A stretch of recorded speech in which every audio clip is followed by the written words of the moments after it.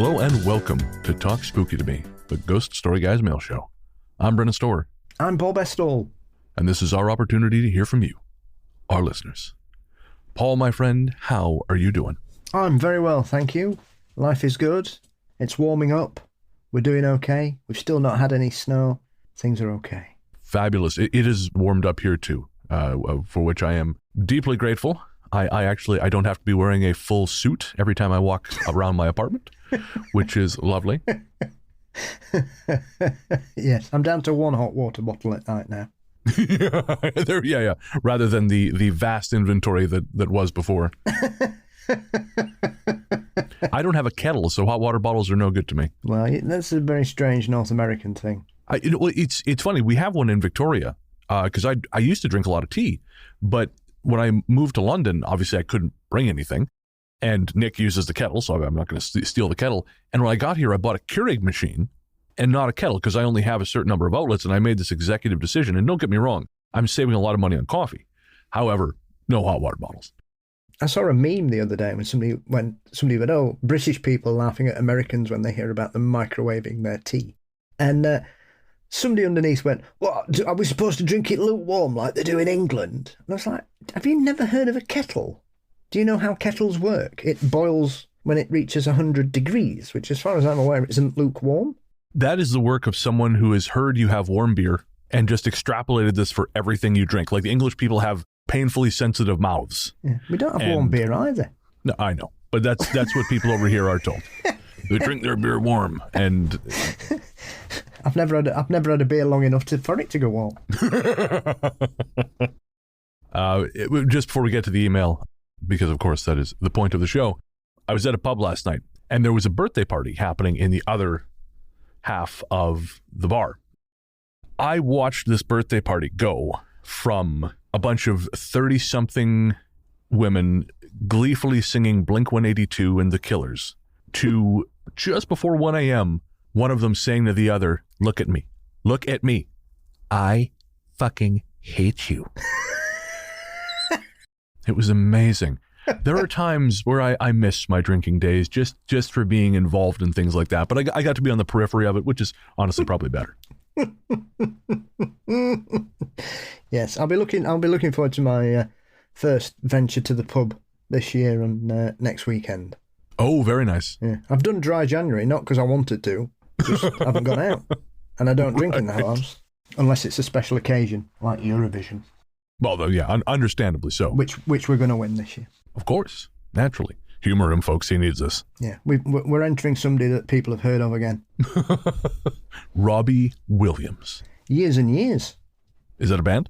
It's one chap, Ollie Alexander. He's an actor as well as a musician. And he doesn't hang out with Jeremy Corbell, which seems like a real recommendation. Yes, he was extremely popular. He was in the It's a Sin miniseries about the AIDS crisis exploding in the UK. That's probably what made him most famous. So, well, we may not win Eurovision here on Ghost Story Guys, but we can win our listeners' hearts. 12 points. What'd you call me?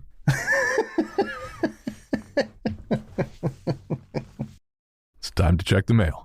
Our courteous and efficient staff is on call 24 hours a day to serve all your supernatural elimination needs. We're ready to believe you. All right, so our first message comes from Gerard Fioravanti. And ordinarily, of course, we don't read people's last names, but there is a reason which you will see here in a moment. Gerard says, I recently published my book, The Baker's Ghost. It's a story about my haunted pastry shop in Huntington, New York. We have witnessed multiple paranormal activities, from seeing items moved, hearing sounds, and voices being heard. Most of the ghosts have been identified, but a few are the prominent pranksters. The book is based on true, real events with some fiction to tell the story of how Eddie the Ghost died. The book is available on Amazon and just about everywhere books are sold. And Gerard, congratulations on publishing your book. You sent us that email and we thought we'd mention it here so our listeners could find it if they were so inclined. And I also want to give a shout out to The Lady in the Bay Window by William C. Grave, which is another book published by one of our listeners. And I think, Paul, Lady in the Bay Window, I think that one actually takes place in Sheffield. Oh, yes. It's been released for charity. He's smashed it. I think he's raised £20,000. Has he? Oh, that's fantastic. I'm good for him. Yeah, I think there was an article that recently on Higgy Pop talking about the book and stuff. Oh, okay. Strangely enough, we were talking over the summer, and I'm not sure what happened because I wanted to have him on Mysteries and Monsters. So if you're out there, drop me a line because I'm not sure what happened. Yeah, please do. I want to hear that episode. And I just wanted to mention one more book. It's not got nothing to do with our show. Well, sort of it does. But I heard this person interviewed on another podcast. The book is called Sometimes Illness Wins, A Guide to Understanding and Living with Grief by Carrie Black and Becky Bowles.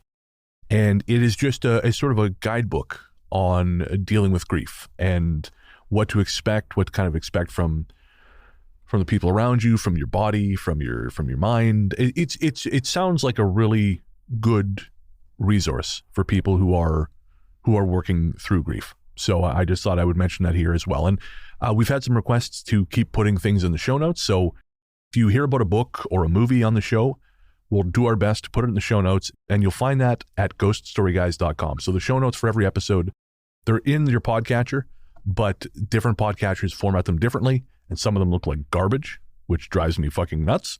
So I've started putting the full and complete show notes at ghoststoryguys.com. But yeah, congratulations to Gerard Fioravanti and his book, The Baker's Ghost, William Seagrave with The Lady in the Bay Window, and Carrie Black and Becky Bowles with Sometimes Illness Wins, A Guide to Understanding and Living with Grief. Next up is from Stella, who says, listening to your podcast today brought a smile to my heart. I live very close to Lake Erie's South Shore. Before cable, we could pick up CFPL out of London, Ontario easily. The signal was so strong that we daily watched the after-school programming and hockey night in Canada. I grew up thinking that a woman named Alice Chalmers owned a factory. I grew up thinking that a woman named Alice Chalmers owned a tractor factory. How cool is that? When I was a kid, Dave Keon and Frank Mahalovich were standouts of the Maple Leafs. We Americans were treated not just to Canadian TV, we could easily pick up the 7:40 a.m. out of Toronto for the CBC network. Their Saturday and Sunday morning lineups had Quirks and Quarks, the Jack Farr programme, Make More Wieners, I'll Eat Five, and Sundays, the Royal Canadian Air Farce. Yeah, that was our Saturday Night Live. All right.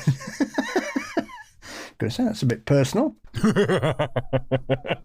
It was a great gift from Canada to share their culture.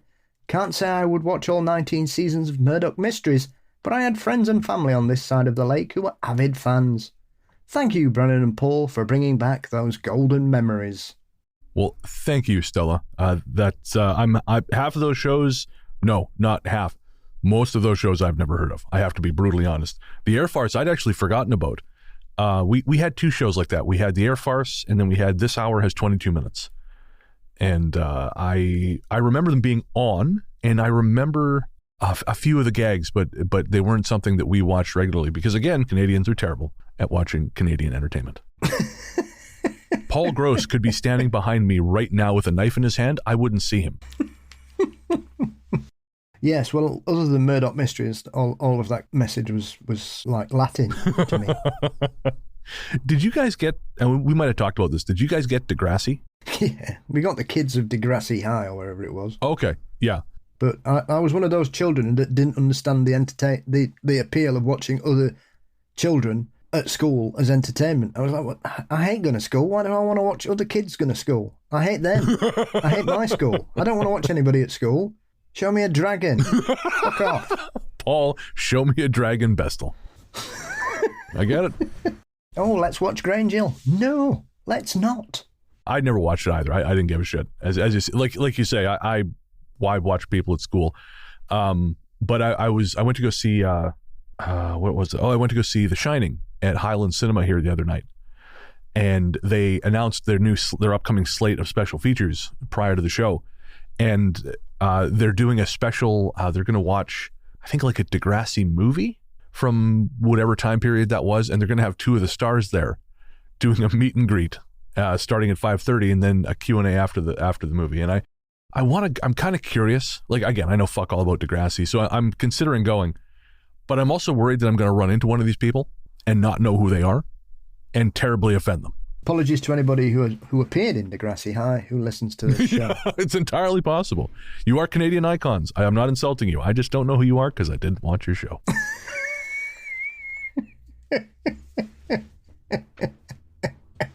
Be like Nicole Kidman doing a Q&A of BMX Bandits. Oh, come on. You and I both know we'd watch that. Well, I would. It would remind me of a time that I loved my BMX.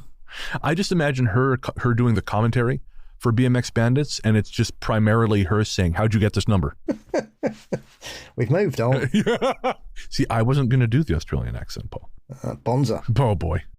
On the subject, just quickly on the subject of Nicole Kidman refusing to take the call for the BMX Bandits commentary. I recently picked up a copy of Freeway, which is, have you seen that one with Reese Witherspoon and Kiefer Sutherland? It rings a bell. It's a modern retelling of what the hell is it now? Little Red Riding Hood, but instead of a wolf, Kiefer Sutherland is a highway serial killer.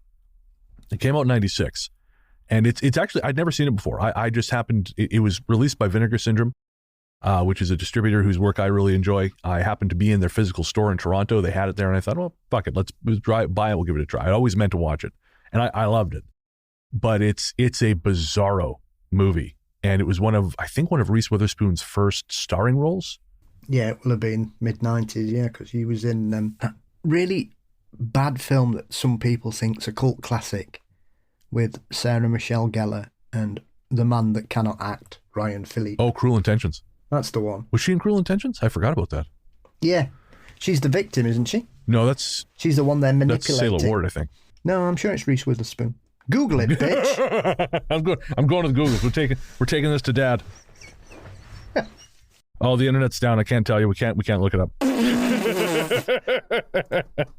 You beautiful bastard. All right, yeah. So that was her. That was 99. So they looked at her shooting Kiefer Sutherland in the face and said, "This is a woman who's got a future in film." Yeah. Well, she was acting with a door in that particular film, so why not? Just quickly, I had a guy I knew, we'll say, who cooked at an upscale restaurant in New York that was kind of a hot spot. And there were some stories about Kiefer, is all I'll say. He was apparently a colorful fellow. Is he another Canadian? He is. I do not behave that way when I'm in my cups, let's be clear. That's all I'll say. Thank God for William Shatner. The last time and first time anyone's ever said that. Next up is from Michael. Michael says, "Hi guys, I love the latest episode about military hauntings. I'm in the military and I've got a proposition for you. I lived in a house during my time at Salisbury Plain. It was haunted as all hell, doors shutting, voices the works. There was even one of those little electronic talking toys that said a creepy line in a weird voice that we never heard before or since. Now, after we left, the new owners found my wife on Facebook and asked if anything creepy had happened to us while we were there. That got me thinking, I wonder if any of your other listeners have had experience on the Salisbury Plains. And the list, and Michael suggested wondering about the specific avenue, but then he said, don't give out the address. So Buford seems to, we'll say, does anyone out there have any experiences in Buford? I assume I'm getting the pronunciation right there. No, Paul, it's not like Bufford or... You never know how they pronounce anything in Wiltshire. Okay, fair. It's like Devon. Just because it's written in English doesn't mean you pronounce it anything like it's written. Oh, really? Of course. Part of the test that they like to do in the Southwest. Right. So you can tell whether or not you're from there? Probably. All the place names were created by the Fae. No comment. So you've got to be... but Salisbury's a very... it's a very spooky place. They used to have a headless ghost terrify staff in their Debenhams when Debenhams was a thing. Oh, is Debenhams not a thing Salisbury anymore? No, they went bust. Oh, okay. Along with most major retailers in this country. But yes, so Salisbury is a particularly spooky place. It's also well known for having a village called Imber, I think it was. Okay. That the MOD turned up one day and said, right, everybody's moving, and just told everybody to leave and took them all out and left the village where it was. Oh, why? Because they wanted, I think there's like armament testing facilities near there and stuff. And I think they wanted to house army personnel there during the war. It's about 1942, 1943. It's still standing, the village. There was a chap who was born there recently who passed away, and they had to get special permission to have him buried in the churchyard. How strange. I could understand if there was, some kind of natural reason, like say Centralia, where the town was no longer safe to occupy. But to just say no, we want to blow stuff up here, that seems so arbitrary. Yeah, there's a few of them strange lost. We don't have many of them compared to, say, North America or Australia with ghost towns, but there are some villages that have just been abandoned. Imber is one of them. There's several under reservoirs that were just flooded. I'll be damned. No, I had no idea. There's the vampire village in North Yorkshire, I think it is. The vampire village, why is it called that? Loads of people, all the bodies were discovered in the churchyard with bricks in the mound. What? I've forgotten what it's called now. Hang on. It's one of those typically weird British names. Yeah, so it's an abandoned village called Warren Percy in North Yorkshire, I think it was. And they only discovered this about 10 years ago. And they discovered that there were loads of bodies buried, and realised that the people believed that they were beset by a vampire plague and the revenants were rising from the graves. So there's loads of bricks in the mounds and things. That's crazy. What possessed them to think that? I think it's like 13th, 14th century. Oh, okay. So it's a fair time ago. It's not like sort of 150 years ago. But yeah, like I say, one of those wonderful English village names, Warren Percy. It is quintessentially English. So yeah, it was the first time we'd discovered anything like that in the UK. I'll be damned. Well, Michael, again, we'll put the call out there. If anyone has experiences from Buford, write in, let us know. ghoststoryguys@gmail.com. Now we're going to take a quick break to pay the bills, and we'll be right back.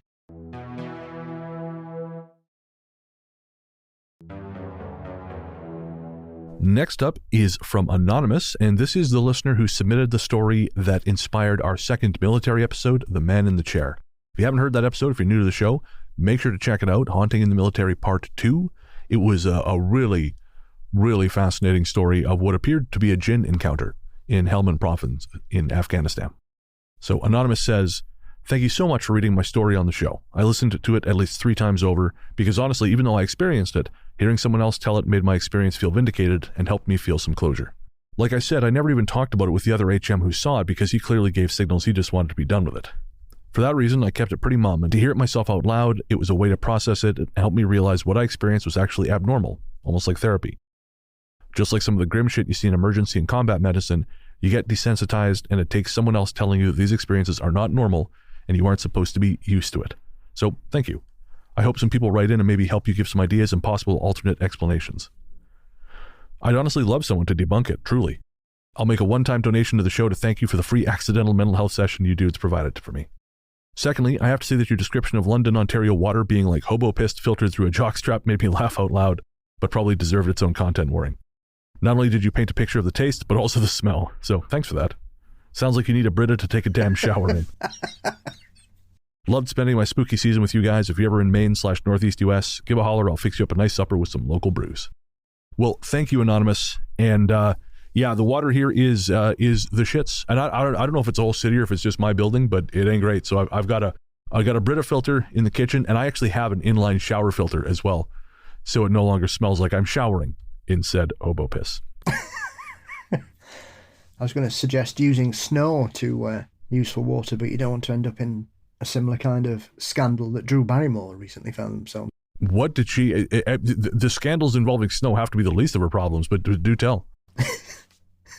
Apparently she posted on Instagram or some other social media platform, oh, look, first snow, and then she got some and made a drink out of it, and everybody was like, oh my God, you're eating shit. Do you not know the first snowfall's full of urine and nitrogen and...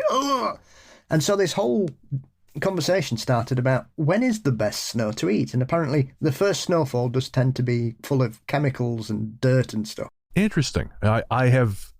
I lived in the winter for the first 24 years of my life. I'd never heard that. No, I hadn't either. But apparently lots of people got very exercised about this particular situation, far more than they should do when there's other matters of interest occurring in the world. Getting exercised about shit they don't need to is pretty much the only point of the internet right now.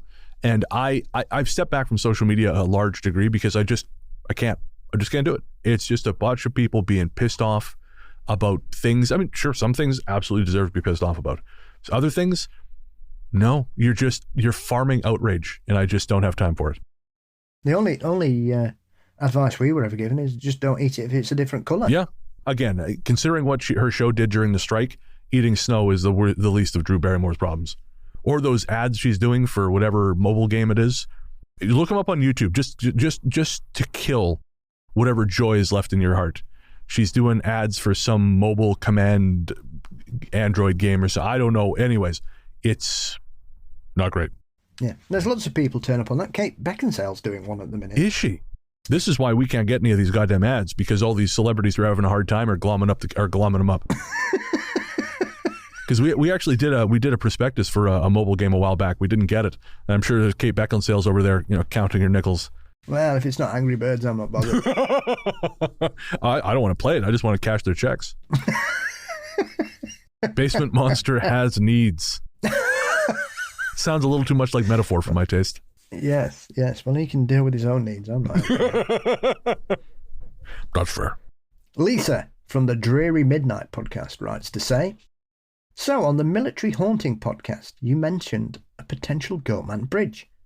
I've heard of the term, but semi-local to us is the Bunnyman Bridge in Fairfax, Virginia. Despite growing up nearby, I hadn't heard of it until I was an adult. The story I heard was that there was a guy who had either been released from a mental asylum or had been released from jail and happened to be mentally unwell. Either way, he got off the bus, leaving from the jail or asylum presumably, and vanished near this railway bridge, and a few weeks later people started getting killed or harmed by a guy in a bunny suit with an axe. There's no word on how he got the bunny suit or the axe, and now apparently the bridge is haunted, but only on Halloween. Did I mention he was released at Halloween? I asked my fiancé, who grew up in Fairfax, if he'd heard anything, and apparently there's another possible story where a guy leaves dead rabbits at the sites of unspecified human violence. He apparently tried to convince his first girlfriend that the bridge into his neighbourhood was the Bunnyman Bridge. It was not. Also, if he tries that with me, I'm divorcing him. We're not married yet, but I'm too paranoid. There seem to be more stories about the guy than the bridge, but it's a Civil War era train tunnel, so it's spooky on its own. Anyway, talking about Goatman Bridge made me think of that. Here's the Wikipedia link to explore more if you want to. Thank you for an awesome show. Well, thank you. And it's kind of funny how local, like these local legends will spring up around stuff. I'm obviously, I'm working on this other ghost project. And so I've been doing a lot of writing, a lot of research, and I was just reading about the the Devil's Icebox in just outside of Columbia, Missouri. It's a cave system. Apparently, it's the 7th largest cave in Missouri. It goes underground for about, I think, 6 miles. And apparently back in the 70s, a group of cavers went in there in their canoe because there's a stream that goes through there, and a bunch of them drowned. They don't know how the canoe overturned. And a bunch of them drowned. And anyways, this legend has sprung up around the cave that it's haunted by some kind of malevolent, nature or something that takes revenge on people who venture into its domain. And I think, honestly, I haven't done a ton of research into it because I just kind of need the surface details for my story, but I think it just comes from those poor motherfuckers having a real bad time that day. But now it's become this whole separate thing in Columbia, Missouri. Well, the Bunnyman Bridge, there is a kernel of truth to it. Oh, okay. For example? There was 2 sightings in 1970. I think one was, strangely enough, by somebody who worked in the military, who saw a man by the bridge dressed in a rabbit suit waving an axe about, though his fiancée claimed he didn't have bunny ears for whatever reason. And then a few weeks later, it happened again, and somebody dressed as a rabbit started chopping at a post on a porch and shouted, "If you come any nearer, I'll chop off your heads." And so they didn't, and they left. Now, they are factually reported incidents. They actually happened. They've been researched and been verified as actually happening. There is a whole other part of it, which is all to do with the rabbits being left about and all that essentially had never appeared in print anywhere until it was uploaded onto the internet at the end of the 90s.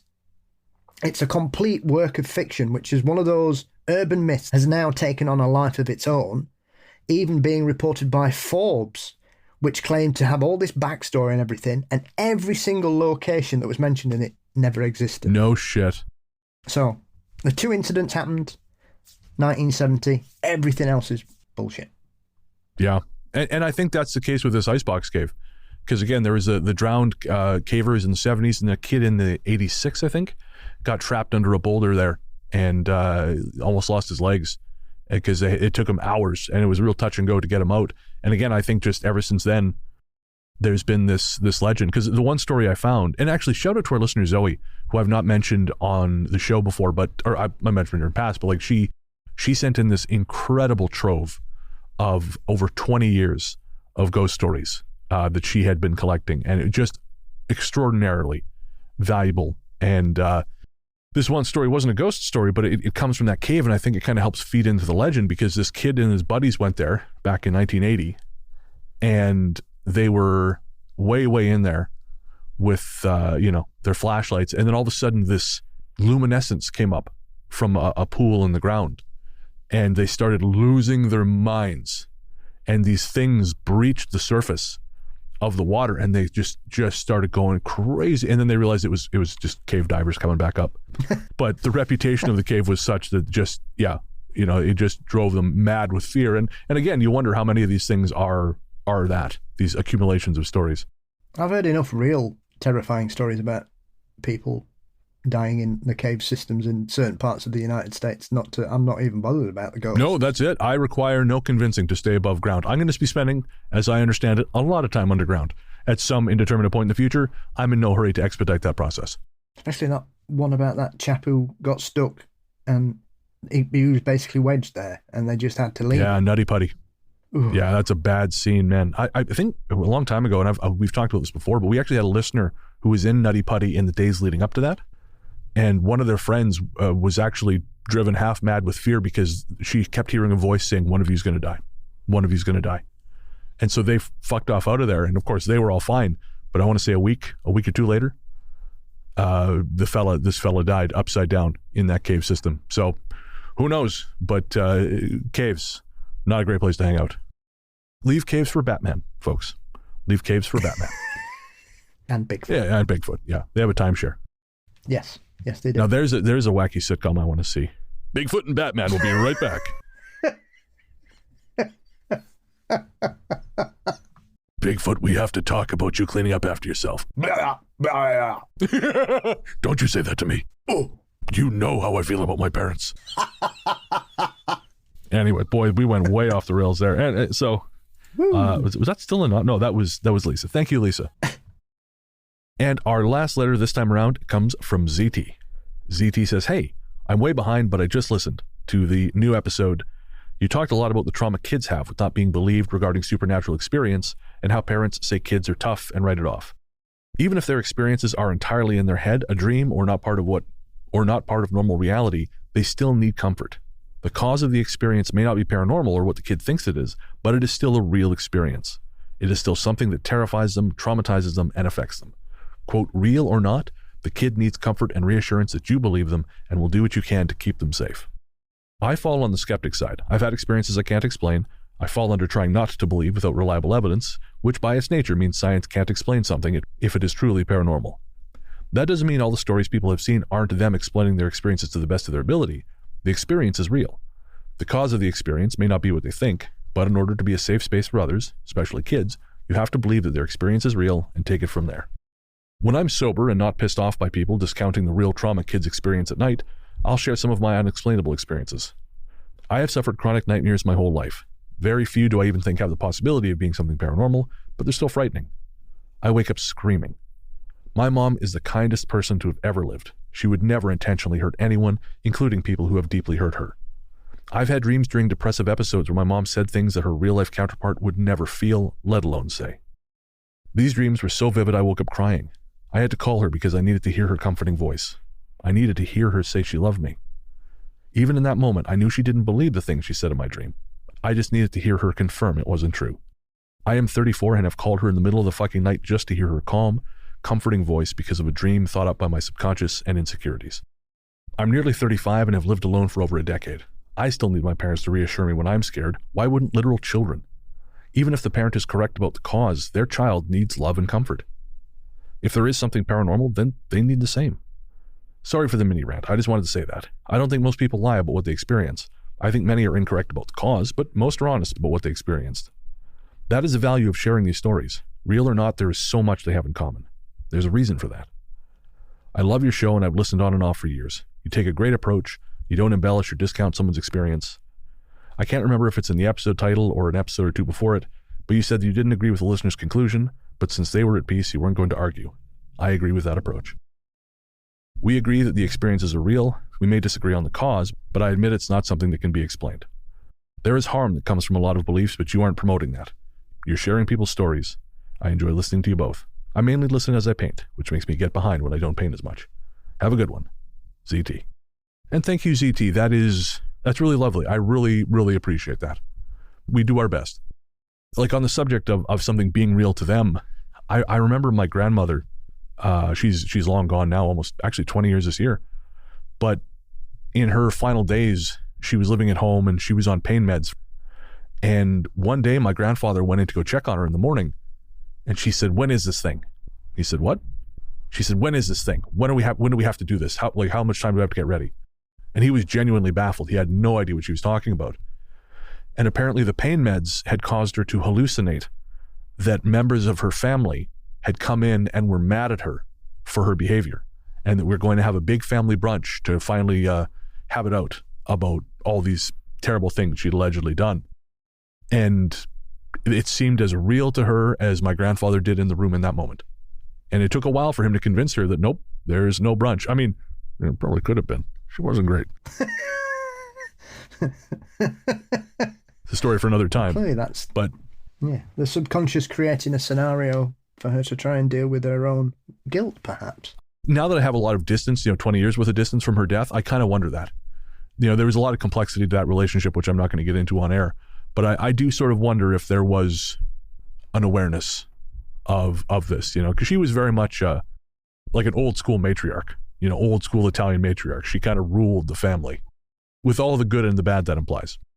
But yeah, ZT, I mean, we, one of the things we strive for on the show is just being a place people can come and share what they're going through and find people who have been through it themselves, whether that's a paranormal experience or something shitty going on in their lives, or just a particular circumstance of life.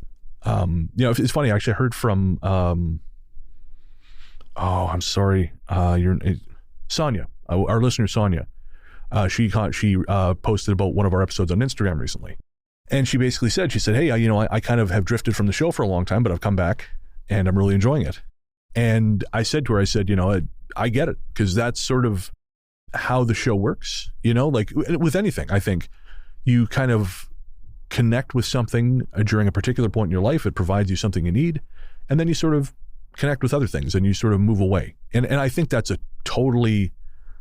a totally natural progression, And I love that we get that with this show, man, because you and I have been doing this together for, I guess it's going to be 3 years. It is 3 years. Yes. Yeah. And happy anniversary. It's very nice of you. It's also today is the anniversary of when I saved my friend's mum. No kidding. From having a heart attack. Oh my God. I had no idea. Do you mind telling the story? Oh yeah. Please, yep. Please. Right. So I was already full of adrenaline because it was a big game for the team I support in football. And so I was nervously trying to find things to do. So I thought I'd go to the local supermarket and I usually get some bits and then I get a taxi home. But I was in there and I bumped into somebody I know, Hannah. I can say that because she doesn't listen to this show. And if she does, she's never told me. And I was going around and she said, "Oh, how are you getting back?" I said, "Oh, I'll just get a cab." She said, "Oh, no, I'm here with my mum. Wait for me outside and I'll drop you off." I said, "Yeah, okay, no problem." Completely by chance. So did all my shopping, stood about outside, waited a few minutes and they came out, got in, put my stuff in the car and we set off, driving up. And just as we were about to turn to go up to her house, her mum just went, "Ah!" like this and just started checking wildly in the front passenger seat. She starts screaming. So I went, right, stop the car right now. So I stopped the car. I jumped out, ran round, tried to get her. Mum had gone unconscious and she was convulsing a little and stuff. And she'd kind of pushed herself, so she was kind of rigid as well. So I couldn't get the seatbelt off. So I had to give her CPR while she was sat up, which is quite difficult. So I'm doing that for a couple of minutes. It's going, she's screaming, obviously, you know, she thinks her mum's dead. And I'm doing this. And then suddenly she just went and started breathing again and relaxed. So I was able to get the seatbelt unfastened. So I cradled her. Somebody, because we were parked outside somebody's house, this woman who luckily was in, came running out. Are you okay? Is everything all right? I said, could you get me blankets and stuff? Got her down there. So we're trying to phone the ambulance people. The ambulance people at the 111 service or where it was, we're trying to say, oh, you don't know what you're doing. Oh, are you sure you really need somebody? And I just went, I can't fucking deal with this. And I gave the phone to Hannah. I said, right, you fucking speak to them. And I'm doing that. Got her mum in the recovery position and everything. This lady came out with a blanket and a pillow and everything, and we wrapped her up and kept her in the fetal position while we waited. And she started coming round a little bit then. It took him about 15 minutes, and she was fine. Thank God for that. So do you know what happened? I'm convinced she had a bit of a stroke. They said there was no evidence of it, but I've never seen anybody act like that in my life. Because she made this really weird, like, internal screamy noise. And she stopped breathing and she was turning blue and everything. So, and I've dealt with people who have had heart attacks previously. So in my you know, she didn't have a pulse, she wasn't breathing, she was turning blue. So, and they would say, oh no, there was no evidence of that. But, you know, my mum went for a checkup after saying she'd been unwell for ages, only to be told that she'd had what's called a silent heart attack, which is a very strange phenomenon that people don't realise they're having them, and they have them, and it scars all the tissue around your heart. Oh my God! And she was fine, but they said, "Oh yeah, by the way, you've had a silent heart attack." So I was already in a nervous wreck because of the big match nerves, and I was like I was in a dream for the next 3 hours. I didn't know anything. I was just mooching around. I was just like, wow. It was so surreal. And then I realised that I'd completely lost track of time, and I had like 7 minutes to get to the train station, and I ran there in 4 minutes. And I was like, poof. I was full, absolutely pumped full of adrenaline still. And obviously after the game, I must have had, I don't know, 10 or 12 drinks, didn't touch the sides. Nothing touched the sides at all. I was absolutely flying with adrenaline. And it took me a couple of days to sleep properly. Wow.